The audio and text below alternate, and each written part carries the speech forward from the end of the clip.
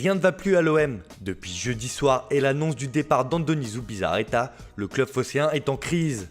En effet, le divorce semble consommé entre la direction et l'entraîneur du club André Villas-Boas. Le quotidien indique que sauf retournement de situation, le Portugais ne semble plus avoir d'avenir au poste d'entraîneur de l'OM. Jacques-Henri Hérault, le président phocéen, s'en défend, mais il réfléchirait déjà au remplacement du Portugais. Leonardo Jardim et Christophe Galtier ont été sondés. Alors que l'OM a terminé deuxième du dernier championnat et s'est qualifié pour la Ligue des Champions, tout bascule en interne alors que tout allait bien sportivement. Pour la Provence, l'OM est carrément au bord du gouffre. Le quotidien local indique que c'est la crise sur la Canebière. Le lien de confiance semble brisé entre Villas-Boas et le président Hérault. La présence du coach sur le banc ne tient qu'à un fil. Les joueurs sont stupéfaits et la sortie du président Jacques-Henri Hérault hier n'a pas forcément arrangé les choses et surtout n'a pas rassuré. Les prochaines semaines s'annoncent décisives pour l'Olympique de Marseille.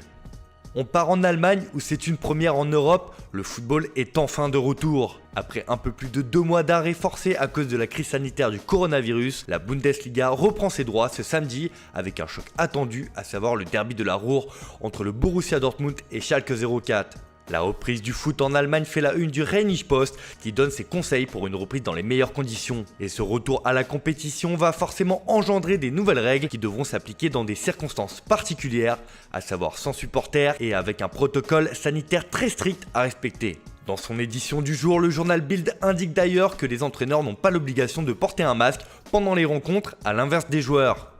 Et cette reprise du foot en Allemagne fait les gros titres un peu partout en Europe car cela donne le ton pour la plupart des pays européens. Pour le Sun, le football retient son souffle alors que la Ligue allemande revient aujourd'hui. C'est 200 pays qui vont suivre ce retour avec attention. Alors que l'Angleterre n'a pas encore décidé de sa date de reprise, la Bundesliga sera scrutée de près afin de donner le la pour la suite. Et cette reprise est attendue aussi en Espagne où Marca estime que la Bundesliga ouvre la porte à un retour du football. L'Allemagne entre en phase 1, le Dortmund Schalke marque un avant et un après dans la pandémie du coronavirus. Le protocole allemand sur la santé ouvrira la voie à d'autres ligues européennes. Un constat partagé par le journal Sport qui est ravi. Enfin le football, titre le quotidien catalan. Le retour de la Bundesliga réveille l'enthousiasme des supporters du monde entier. Après 2 mois sans football d'élite, les grandes stars du championnat allemand seront au centre de l'attention. Et ce retour de la Bundesliga passionne également jusqu'au Portugal où c'est le chemin de l'espoir pour le journal Abola.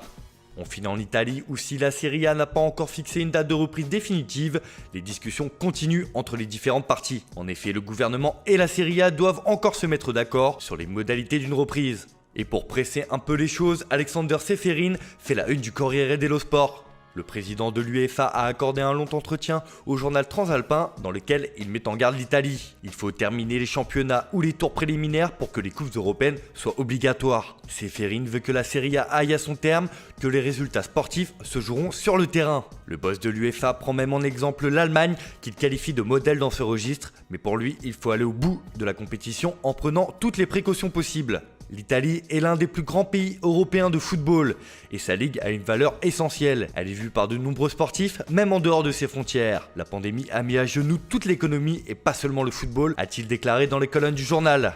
On termine ce tour de la presse en Italie, mais par du mercato. Si la reprise de la Bundesliga est aussi en une du Quotidiano Sportivo, c'est le dossier Lautaro Martinez qui nous intéresse. En effet, l'Argentin devrait bel et bien quitter l'Inter lors du prochain mercato pour rejoindre le FC Barcelone, qui lui fait les yeux doux depuis plusieurs mois déjà.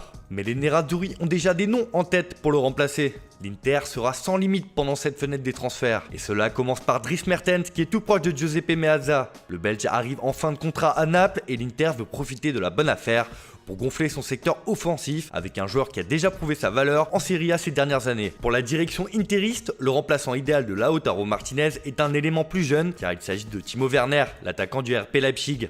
L'international allemand est ardemment courtisé un peu partout en Europe, mais c'est bien l'Inter qui se montre la plus pressante. L'équipe d'Antonio Conte veut frapper fort lors du prochain mercato. Voilà, c'est tout pour aujourd'hui. Merci de votre fidélité. N'oubliez pas de respecter les gestes barrières. On se retrouve dès demain pour une nouvelle revue de presse.